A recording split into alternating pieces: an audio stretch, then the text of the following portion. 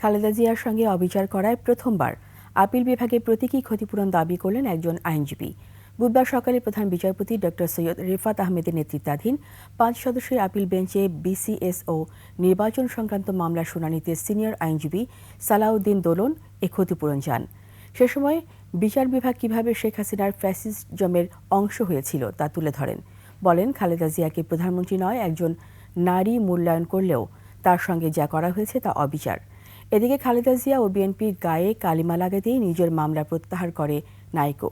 মামলা চালিয়ে গেছেন শেখ হাসিনা বলে মন্তব্য করেছেন বিএনপির আইন সম্পাদক কায়সার কামাল। সুপ্রিম কোর্ট প্রাঙ্গণে সাংবাদিকদের একথা বলেন তিনি।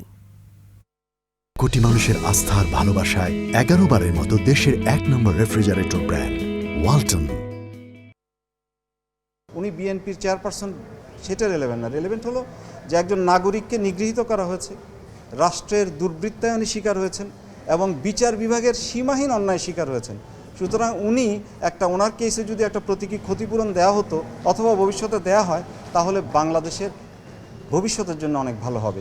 এমন অনেক মামলা দায়ের করা হয়েছে যেই মামলাগুলোর আইনগত কোনো ভিত্তি ছিল না। যথাসময়ে এই ধরনের পলিটিক্যাল পারসিকিউশন এবং ম্যালিশিয়াস প্রসিকিউশন যেগুলো ছিল তার ব্যাপারে আমরা কার্যকরী পদক্ষেপ নিব।